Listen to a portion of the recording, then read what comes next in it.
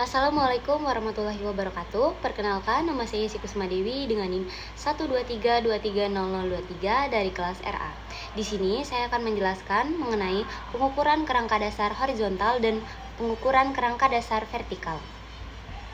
Yang pertama, apa sih itu kerangka dasar horizontal? Kerangka dasar horizontal adalah sejumlah titik yang telah diketahui koordinatnya dalam suatu sistem koordinat tertentu.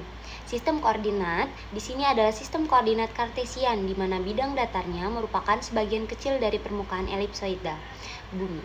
Salah satu cara untuk menentukan koordinat banyak titik adalah metode poligon.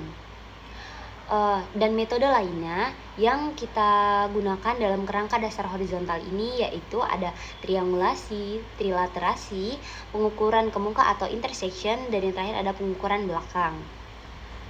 Apa sih poligon itu?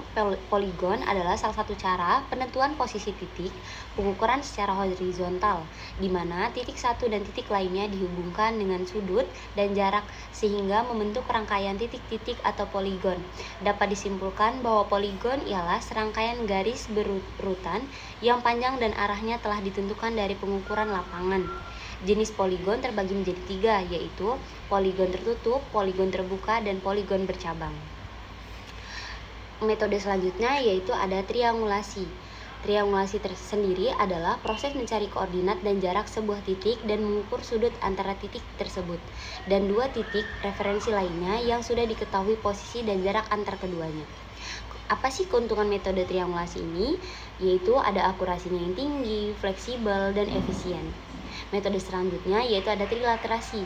Metode ini adalah teknik pengukuran yang digunakan untuk menentukan posisi suatu titik dengan cara mengukur jarak dari titik tersebut ke 3 titik yang sudah diketahui koordinatnya.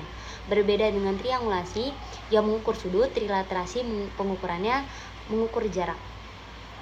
Metode selanjutnya yaitu pengikat kemuka atau intersection. Pengikat kemuka adalah salah satu metode pengukuran data dari dua buah titik di lapangan tempat berdiri alat untuk memperoleh suatu titik lainnya di lapangan tempat berdiri target yang akan diketahui koordinat dari titik tersebut.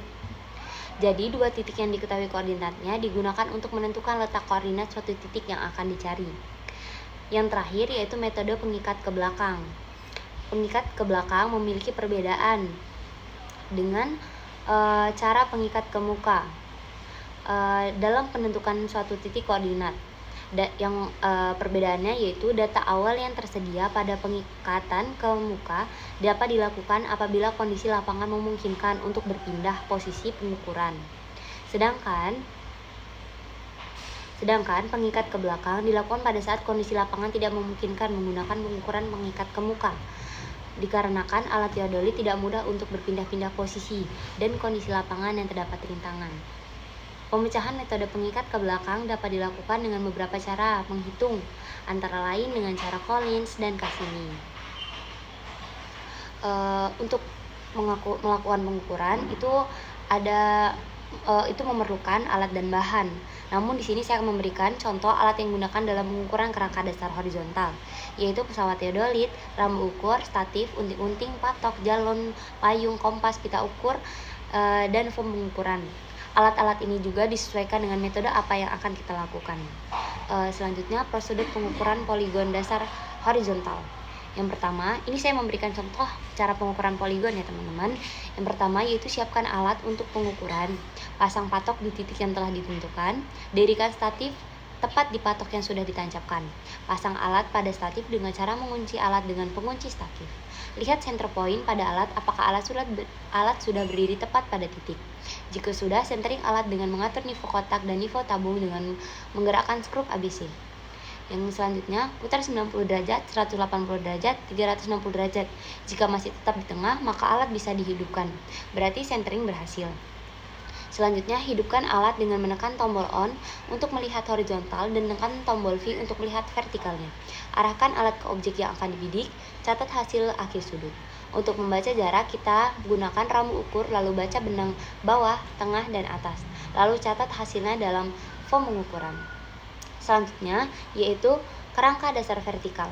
Kerangka dasar vertikal merupakan teknik dan cara pengukuran beberapa titik yang diketahui atau ditentukan posisi vertikalnya berupa ketinggian atau elevasi.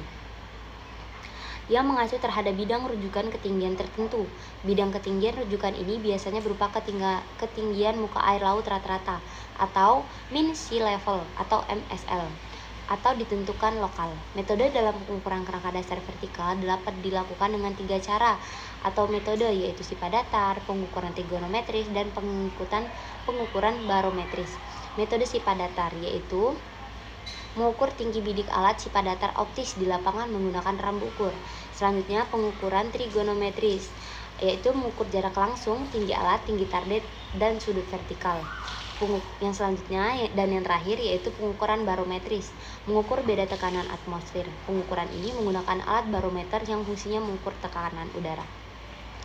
Selanjutnya dalam menghitung hasil pengukuran itu disesuaikan dengan metode apa yang dilakukan agar rumus-rumusnya dapat menunjukkan hasil yang akurat. Sekian dari saya, mohon maaf bila ada salah kata atau hal-hal yang kurang sesuai. Saya akhiri, wassalamualaikum warahmatullahi wabarakatuh.